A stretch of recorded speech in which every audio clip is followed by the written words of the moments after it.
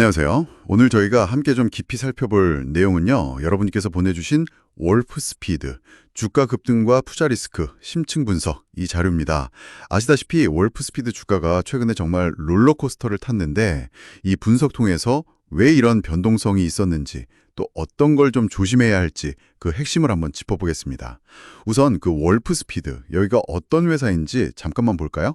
네, 실리콘 카바이드, 그러니까 SiC죠. 그리고 갈륨 나이트라이드, 겐, 이런 차세대 반도체 소재, 소위 와이드밴드 갭 반도체 분야의 강자입니다. 맞습니다.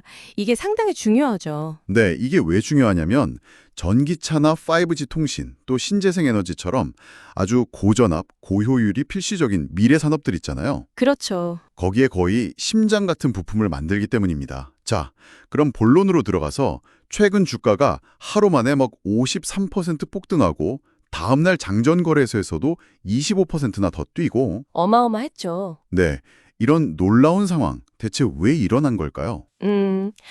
가장 결정적인 이유는요. 회사가 채권단 동의하에 계획적인 파산 보호, 그러니까 챕터 11 신청을 발표했기 때문입니다. 파산 보호 신청이요? 네. 근데 여기서 여러분이 주목하셔야 할 점은 이게 우리가 흔히 생각하는 그런 파산, 그러니까 사업 청산, 이게 아니고요.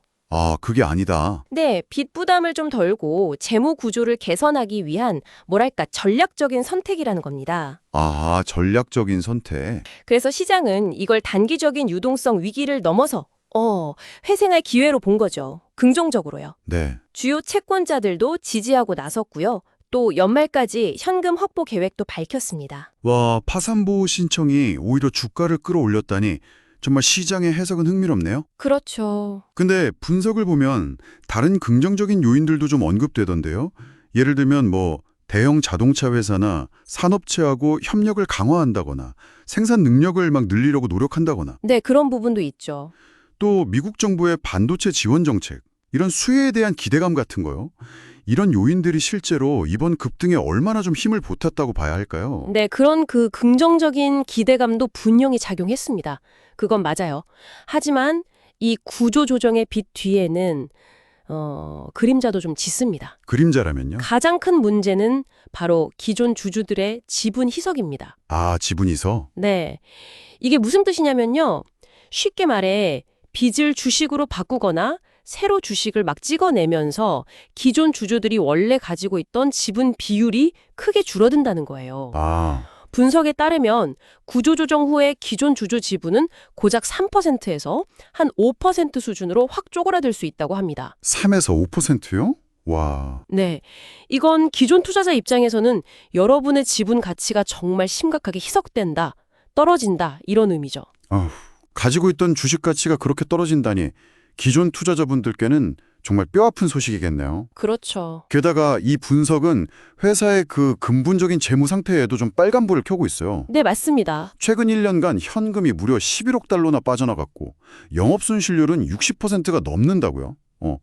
회사의 기초 체력이 상당히 약해진 상태군요. 네, 그렇습니다.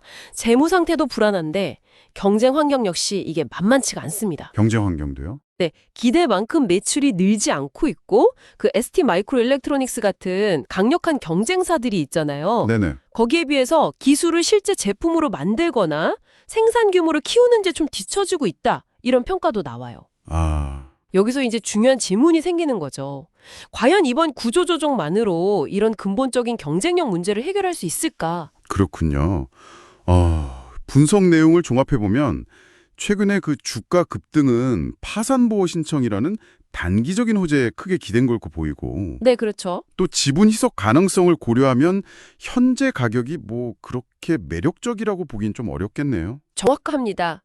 이 분석은 파산보호로 시간을 벌었을 뿐이지 근본적인 사업 경쟁력 회복 그리고 수익성 개선이라는 그 숙제를 해결하지 못하면 주가 반등은 제한적일 수밖에 없다. 이렇게 경고하고 있습니다. 아, 숙제가 아직 남았다? 네, 즉 재무 구조가 개선되더라도 실적이 부진하고 또 주주 희석이 너무 심각하고 경쟁력 약화 같은 이런 위험 요소들을 고려할 때 여전히 변동성이 아주 큰 고위험 투자 대상으로 봐야 한다는 거죠. 자, 오늘 분석 내용을 그럼 정리해 보겠습니다. 올프 스피드는 분명 미래 기술의 핵심 플레이어는 맞지만 최근 파산보호 신청은 이게 양날의 검과 같다는 거네요. 네, 그렇습니다. 단기적으로는 시장의 기대감을 자극해서 주가를 확 밀어 올렸지만 그 이면에는 기존 주주의 막대한 지분 희석 가능성, 그리고 회사의 근본적인 사업 부진이라는 큰 위험이 도사리고 있다. 네. 따라서 이 분석은 현 시점에서 신규 투자는 매우 신중해야 하고 좀 단기 변동성에 초점을 맞춘 고위험 접근이 필요하다. 이렇게 조언하고 있습니다. 네, 오늘 저희가 살펴본 분석은 주로 이제 재무 구조 조정하고 현재의 경쟁 구도, 여기에 좀 집중되어 있습니다. 하지만 여러분께서 한 가지 더 생각해 볼 만한 지점이 있어요. 어떤 점일까요? 분석에서도 언급됐듯이 그 CIC나 간 같은 기술은 전기차 전환이라던가 에너지 안보 같은 이런 국가적인 기술 목표 달성에 매우 중요하거든요. 아, 그렇죠. 국가적으로 중요하죠. 네. 그렇다면 이 분석에서 뭐 깊게 다루지는 않았지만 혹시 지정학적인 요인이나 현재 정책을 넘어서는 미래의 추가적인 정부 지원 가능성 같은 거요.